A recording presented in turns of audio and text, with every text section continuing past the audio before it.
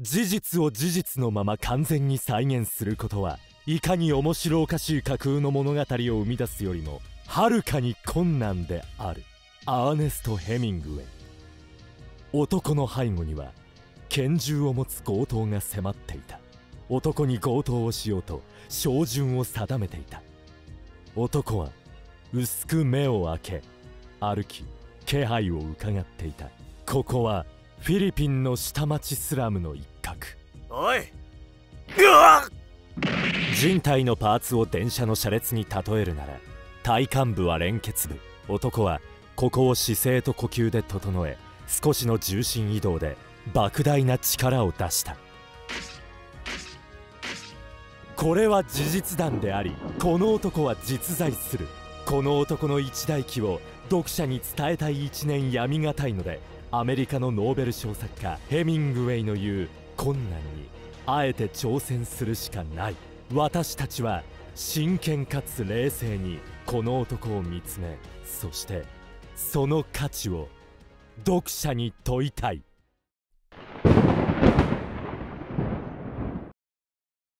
2020X 年。せいやあっちで代表の3位会やってる。着衣 MMA リアルファイト空手の生みの親だ。これが世界的競技着衣 MMA リアルファイト空手の生みの親、小沢先生のサイン。僕も先生みたいになりたい。先生はどんな人生を歩んできたんだろう。1970X 年。小沢隆、高校生。思春期の小沢隆は人間の死、とりわけ人の生きる意味について深く考えていた。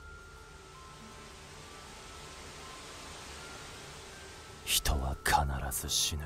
死ぬと暗黒の宇宙に放り出される。息子さんは大丈夫なのかね。小学校の頃から鍵っ子じゃないか。あら、うちの高須は大人ですから。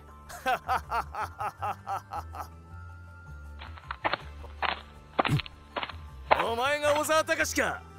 勝負しやがれ。俺とタイマン張れや。おい、素通りか。大血がついたのか。痛えか。おら連打で行くぜ。圭介兄さん、さすがボクシング部、かっけえ。おかな。うわやめて小沢君、僕らの負け。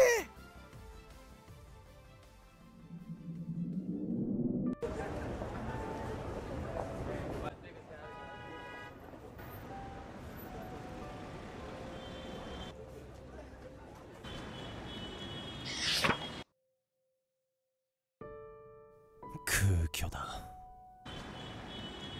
おお、よしよし。最近よく来る高校生、いい体してる。よう兄ちゃん、空手やってみね。空手？どうよ、うちの道場。面白そうだろう。似合うじゃないか小沢君。さあ肩稽古だ。はっ！体を動かせば空虚が吹っ飛んでいく。これは動く禅。楽しい。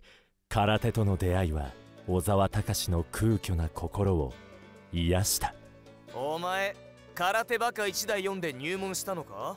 はい、何ですそれ。知らねえの？遅れてるな。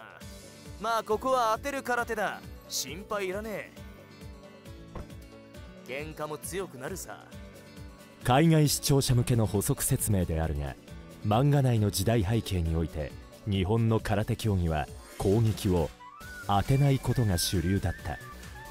その後当てる空手競技が漫画メディアの宣伝効果もありブームに。だがその当てる空手も顔面は禁じ手。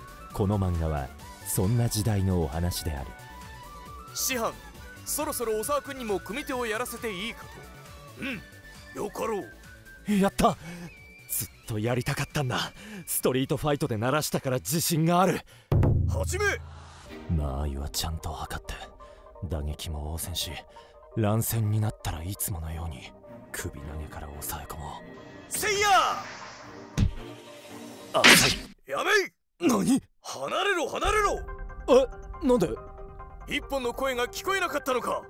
終わりだ、もう終わりだ。なぜ？今まで経験してきたストリートファイトは一発二発で終わらなかった。一発二発で終わらないから必ず乱戦になり取っ組み合いになった。そして戦いは必ず膠着し、そこからの技術もあった。重要なのはここからでは。先輩、なぜ今ので終わりなんですか？聖剣好きは当たれば人は死ぬ一撃必殺だからです。私は今まで顔面パンチで死んだことはありませんが。それは相手の方が空手を知らぬ素人だからでは。私の拳が人に当たれば人は死にます。空虚だ。空手にリアルはなかった。何もかも偽物だ。大学進学後、さらに空手への疑問を深める出来事が起きる。失敬な。私の聖剣好きが主のタックルより弱いとは不届きだ。私は10枚の瓦を割りブロックさえ割る。そんなものが当たれば人間は即死だ。試してみるか。わかったわかった。俺の負け。空手修行の道は奥が深い。武を語る者が球技に負けた。ゲバゲバやめてくれ。ストスト。日本の学生運動、暴力に発展するほど激しい時代があった。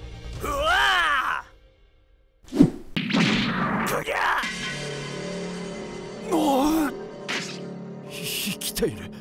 陥没したが生きている。後日亡くなられたわけだが、やはり鈍器系打撃では戦闘不能に陥らすという意味では必ずしも一撃必殺とは言えない。ボクシングなどで一瞬で失神するのはグローブルールだからだ。鈍器系ではなくバレーボール系の打撃と言える。でも聖剣好きを一撃必殺だと思い込んでいる空手家は多い。空手家は攻撃を当てない、ないしは顔面には当てない。この歴史をしばらく続けたことで空想で聖剣好きを語るようになったのかもしれない。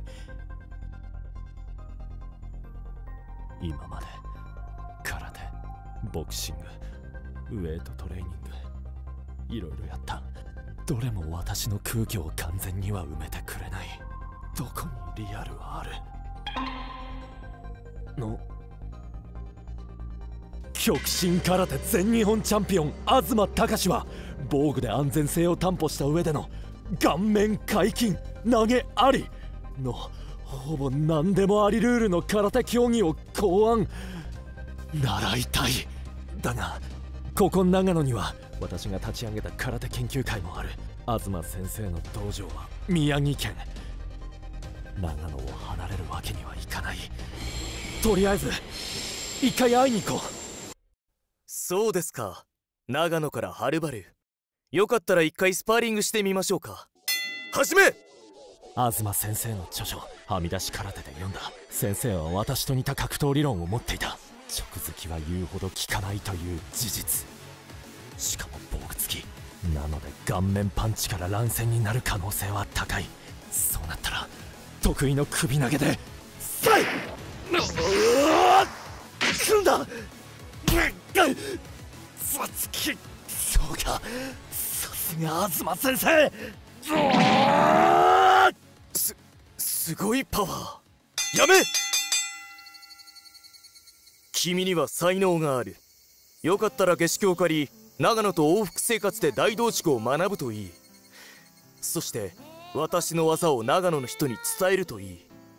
高志と高志、二人の出会いは空手にどんな進化をもたらす？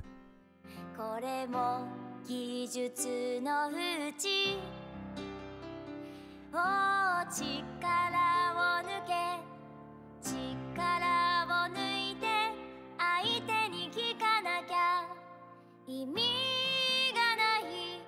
わかる、わかるかな。なめてんのなめてない。俺が本気で蹴れと言ったら本気で蹴らないと。なめてない、なめてんだろ。俺が本気で蹴れと